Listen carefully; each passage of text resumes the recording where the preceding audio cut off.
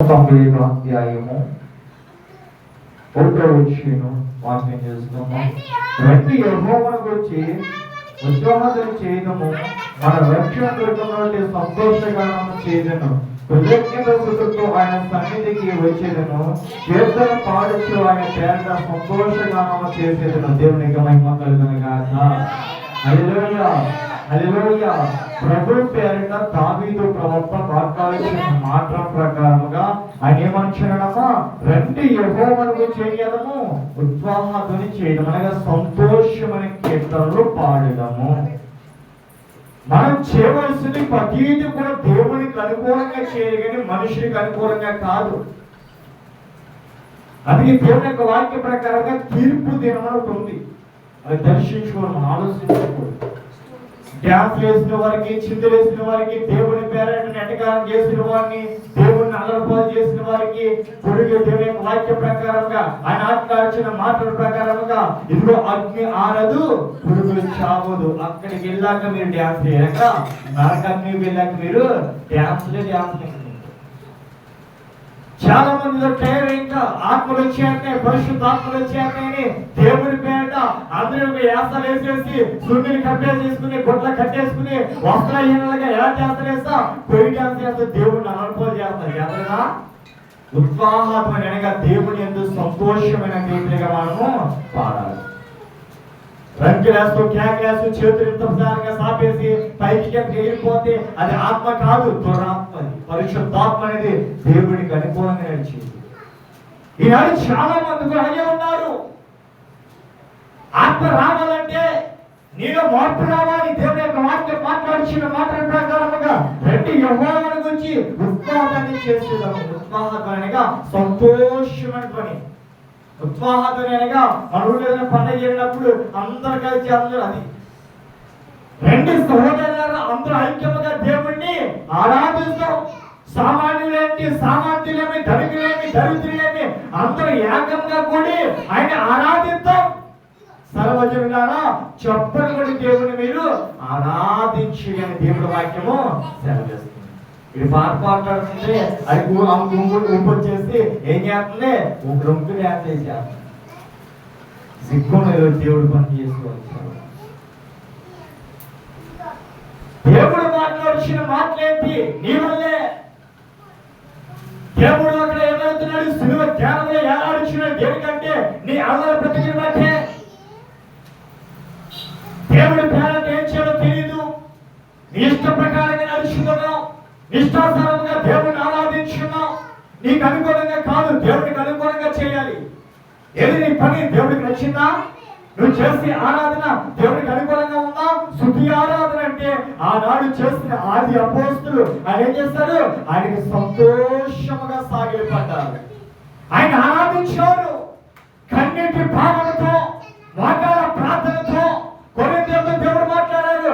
ఆయన మోకాల ప్రార్థన, కన్నీటి అనుభవం, హృదయముతో దేవుణ్ణి సంపూర్ణంగా దేవుని ఆరాధించారు. కానీ మనలాగా శరీరముతో దేవుని ఆరాధించరా? దేవుడు ఈరోజు దర్శిస్తున్నాడు ప్రతి ఒక్కరు కూడా. ఆకాశంలో ఆశీర్వదించిన దేవా ఎక్కడున్నావంటే ఆయన నీలోనే ఉన్నాడు. నువ్వు చేస్తున్న ఆరాధన మీద ఆయన ఉన్నాడు. నువ్వు ఎలా చేస్తున్నావు ఆరాధన? పనికి మా డ్రెస్లో వేసుకుని, పనికి మా చీరలు కట్టుకుని ఎలా ఆరాధిస్తున్నావు? తల మీద గుడ్ల కట్టేసుకుని ఆ గొడ్డేరే పొద్దుని పురుగుతాడుగా దేవుడు చూపిస్తాడు. చూపించడా? బైబిల్ కింద పడేసి బైబిల్ తొక్కుతున్నావో లేదు కూడా ఇంకొక ధ్యానం లేకుండా నడుస్తున్నావు ఈరోజు నువ్వు.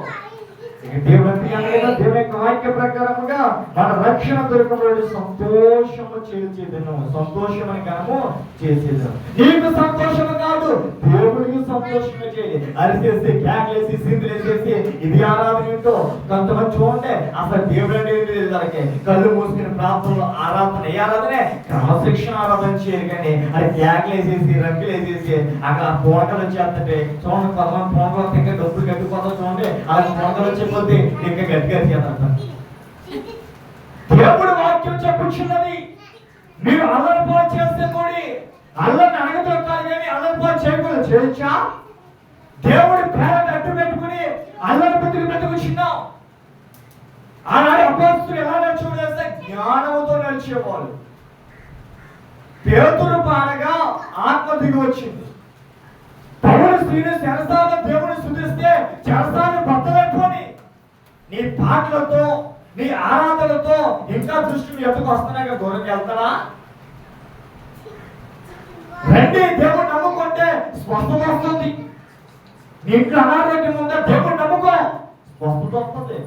ఇంటి మీద రోగాలే, బ్రతికంటే కష్టాలే. యేసయ్యని నమ్ముకో, కష్టాలన్నీ పోతాయి, రోగాలన్నీ పోతాయి. మరి మనం దేవుడు నమ్ముచున్నాం, మరి ఎందుకు పోతాలే? ఎందుకంటే మన పైపత్తే లోనబత్తి ఉన్నా. ఒక వాటర్ బాటిల్ చూడండి, ఆ వాటర్ బాటిల్ మనకి ఎప్పుడు ఉపయోగపడుతుంది? దాంట్లో నీళ్ళు చూపి మనకు వాటర్ బాటిల్ ఉపయోగపడుతుంది. నీళ్ళు లేకపోతే అది పనికిరాదు. మనకు వస్తుందా? నీళ్ళు మార్పు వచ్చి నీ హృదయం మార్పు పొంది నీలో దేవుడు ఆత్మ ఉంటేనే నువ్వు దేవుడి పడిపోతావు. పనికి వస్తావా? ఒక వాటర్ బాటిల్ నీళ్ళు ఉండాలి, అప్పుడే వాటర్ బాటిల్ మనకి పనికి వస్తుంది, త్రాగడానికి పనికి వస్తుంది. నీలో మార్పు వచ్చి నీ హృదయం మార్చుకుని ఆత్మ స్వరూపము ఉన్నవంటే దేవుడు సంతోషపడ. ఈరోజు చేస్తున్న ఎలా ఉన్నది నిజం, చాలా ఘోరంగా ఉన్నాయి. దేవుడు మాట్లాడిన మాటలు ఏంటి? పరిశుద్ధమైన మాటలు. కొంతమంది అన్నారు కదా, డ్యాన్స్ చేస్తున్నారు, అయ్యేస్తున్నారు. మన క్రిస్మస్ వస్తే మనం డ్యాన్స్ చేస్తాం, వారి పండుగ వస్తే వారు డ్యాన్స్ చేస్తారు. దేవుడిని ఆరాధించిన డ్యాన్సులతో కాదు, హృదయంతో, నీ పూర్ణ బలముతో, పూర్ణ శక్తితో, నీ పూర్ణ ఆత్మతో దేవుడిని ఆరాధించమని దేవుడు మాట్లాడుచున్నాడు. దేవుడు లేఖన ప్రకారముగా ఆయన అంటున్నారు, కృతజ్ఞత స్తుతులు ఆయనకు సన్నిధికి వచ్చేది. కృతజ్ఞత స్తుతులు ఆయన సన్నిధికి వచ్చేది. వస్తారు ఈరోజు ఎవరైనా ఆయన సన్నిధికి కృతజ్ఞత స్తుతులు అందించాలి. కృతజ్ఞత స్తుతులుగా నీ మార్పు పొందిన ఆత్మ దేవుడికి అందించాలి. అందిస్తున్నావా? ఎలా నడుస్తున్నావు ఈరోజు? చెడు తలంపులతో, చెడు క్రియతో కలిసి దేవుడిని ఆరాధిస్తాం. దేవుడి మీద కొత్త కీర్తన పాడుడి అని దావీదు ప్రవక్త. ఎవరి మీద? దేవుడి మీద. దేవుడికి అనుకూలంగా ఆరాధన చేయాలి, దేవుడికి అనుకూలంగా మనం పాడాలి. మనుషులకు అనుకూలంగా కాదు, దేవుడి మీద పాడాలి. ఏం పాటలు? సినిమా పాటలు అయ్యో, దేవుడి పాటలు ఎక్కడ చేస్తున్నారు తెలిసినా? ఆ టోన్ ఈ టోన్ ఒకేలా ఉంటుంది, ఆ మ్యూజిక్ ఈ మ్యూజిక్ ఒకేలాగా ఉంటుంది. అవి చూసేసి మనకే ఫోటోలు వచ్చేస్తారు. వస్తుందా? సినిమా పాట పెట్టుకోండి, ఏమవుతుంది? ఎవరు పాడతారు? డ్యాన్స్ చేసే ఊపు వచ్చేది. అదే రీతిగా ఈరోజు సినిమా పాటల టైప్ లోనే సినిమా సాంగ్స్ కి ఏర్పరిచి ఈ దేవాలయంలో పెడుతుంటే ఏం చేస్తారు? కొంతమంది గాడి ఇచ్చే వాళ్ళు ఉంటారు చూడండి, అది ఏం చేస్తారు? కోయి డ్యాన్స్లో భయం పంపుతుంది. భర్త భయం ఉండదు, తల్లిదండ్రుల భయం ఉండదు, గురువుల పక్ష భయం ఉండదు, దేవుడి భయం లేదు, ఏ భయం లేకుండా చిందులేసి వచ్చి అలా లేదా అలా దేవుని చూసి గలిలయ దేశంలో దెయ్యములు పట్టిన వారు ఎలాగైతే చిందులేస్తున్నారో ఈనాడు చాలా మంది అలాగే చిందులేస్తారు. వేస్తారా?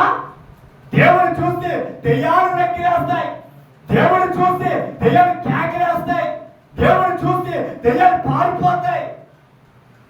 దేవుడి సన్నిధిలో పరిశుద్ధాత్మకు తప్ప దురాత్మకి ఎటువంటి స్థలము కూడా లేనే లేదు. ఈనాడు దేవుడి మందిరంలో దురాత్మలు ఎక్కువ, పరిశుద్ధాత్మలు లేకున్నాయా? అసలు ఎక్కడైనా దేవుడు ఎందు ఏ ఆత్మ స్వరూపమైనా, ఏ భక్తుడైనా, ఏ ప్రవక్త అయినా, ఏ శిష్యువు అయినా ఎక్కడైనా దేవుడు ఎందు సంతోషముగా నాట్యం ఆడారా? దేవుడిని ఎక్కడైనా ఈ రీతిగా స్తుతించి ఆరాధన చేస్తానా? నువ్వు చేస్తున్న ఆరాధన వేరు, దేవుడు చేయమన్నా ఆరాధన వేరు. నువ్వు చేస్తున్న స్తుతి వేరు, దేవుడు చేస్తున్న స్తుతిని వేరు. కొంతమంది కదా ఆ దేవుడి వాక్యం ఉంటుంది కదా, 10,000 మందికి 2 చేపలు 5 రొట్టెలు దేవుడు ఇచ్చాడని మాట రాస్తుంది కదా, అది సత్యమా అని అడుగుతున్నారు ఈరోజు చాలా మంది. ఎందుకు తెలుసా?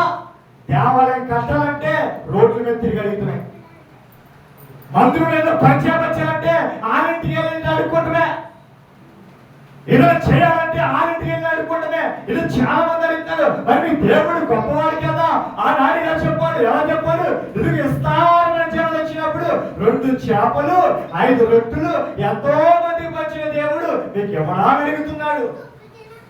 వారి విశ్వాసముతో అడిగాడు కనుక దేవుడు ఇచ్చాడు.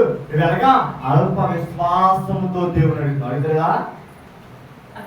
దేవుడికి కావాల్సింది భక్తి కాదు, నీ హృదయం కావాలి, నీలో ఉన్న మార్పు కావాలి. ఇక దేవుని యొక్క వాక్య ప్రకారముగా ఆయన మాట్లాడుచిన మాటల ప్రకారముగా కీర్తన పాడుచిన పేరుట సంతోషగానము చేసేదను. కీర్తనగా నీ హృదయముతో దేవుని ఆరాధించాలి. దేవుని ఆరాధించా. ఎలా ఆరాధిస్తున్నావు? అవసరం వస్తేనేమో ఒకలా ప్రార్థన చేస్తావు, అవసరం లేకపోతే ఒకలా ప్రార్థన చేస్తావు. నీకు కష్టం వచ్చినప్పుడు చేసిన ప్రార్థన కష్టాలు పోయాక ఎలా చేస్తున్నావు? కష్టం వచ్చినప్పుడేమో మోకాళ్ళ ప్రార్థన, కన్నీటి ప్రార్థన, మోకాలు తిక్కకుండా దేవుని ప్రార్థన చేస్తూనే ఉంటా. కష్టాలు పోయాక మోకాళ్ళ ప్రార్థనలో బాస్య పనులు వేసుకుని సతికిలు పడి, గోల చేరబడి, ఇంటికి చేరబడి, మంచం మీద ఎక్కి, తల మీద ఎక్కి ప్రార్థన చేస్తాం. కష్టాలు వస్తానేమో మోకాళ్ళ ప్రార్థన చేస్తాం, కష్టాలు పోతానేమో ఏం ప్రార్థన చేస్తాం? పనికి రాని ప్రార్థన చేస్తాం. ఇక దేవుడు ఈరోజు మాట్లాడిన మాటల ప్రకారముగా ఆయన 92వ వచనం ఆయన కదా కృతజ్ఞతాస్తుతులతో ఆయన సన్నిధికి వచ్చేదను. కీర్తన పాడించిన పేరట ఆయన పేరట అనగా ఆయన నామములో ఐశ్వర్యంగా ప్రార్థించాను. దేవుణ్ణి దాక్ష్యముతో కాదు, హృదయముతో ప్రార్థించాలి. అన్ని మొదలెట్టారు. అసలు గడిచించిన కాలంలో చూసుకుంటే చంటి బిడ్డలో దావీదు తనయ ఓసన్న ఓసనని ఈత మాట్లాడుకుని ఊరంతా తిరిగివరమ్మా. ఈరోజు పెళ్ళైన వాళ్ళు, ముసలోళ్ళు, పెద్దవాళ్ళు సిగ్గు సేవ లేకుండా ఈత మాట్లాడుకుని ఊరంతా తిరిగి దేవుడిని ఏలని చేస్తున్నారు. దేవుడు తిరగమని చెప్పాను ఈరోజు.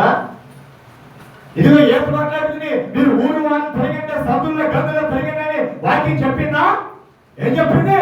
ఓసాన్ని ఆరాధించుడి, ఓసాన్ని కనపరచుడి. పిల్లలు తిరిగానుకో నిండుగా ఆనందంగా ఉంటుంది. వివాహమయ్యి భర్తంటి బయట లేకుండా, సిగ్గు సెల లేకుండా ఈత మాట్లాడి నువ్వులా తిరిగి సిగ్గుకేముంటుంది? నీకు సంతోషం కాదు, దేవుడికి సంతోషం రావాలి. ఆరాధన బట్టి నువ్వు చేస్తున్న పనులు నీకు గొప్ప కాదు, దేవుడికి గొప్ప రావాలి. ఈ సంఘము మనుషుల కొరకు కాదు, ఆత్మల కొరకు ఏర్పరచుంది. ఈ మందిరం కట్టుకోవాలి, నేను సంఘం ఏర్పరచుకోవాలి, మనిషిని మెప్పించుకోవాలని సంఘం ఏర్పరచలే. నా దేవుడు తప్పు కూడా ఆత్మల కొరకు ఏర్పరచే కానీ మనుషుల కొరకు లేదా ధర్మ కొరకు పరుగుల కొరకు ఈ సంఘం లేదు. ఈ సంఘము వస్తున్న స్వస్థత రక్షణ మందిరము ఇదిగో మనుషుల ధర్మ కొరకు, పరుగుల కొరకు, దశంభాగాల కొరకు, మనుషుల కొరకు కాదు, ఆత్మల కొరకు, తప్పు కూడా ఆత్మల కొరకే ఈ సంఘంలో దేవుడు నన్ను ఏర్పరచడేమో కానీ వాడుకల కొరకు, దశంభాగాల కొరకు, మనుషుల కొరకు దేవుని ఏర్పరచలే. ఆ ఆరాధన నాకు రాదో, ఆ వాక్యం నాకు రావో, దేవుడు చెప్పిందే మాట్లాడతా. మనిషిని మెప్పించే వాక్యం అనుకుంటాను ఎట్లా రాదు చేస్తా.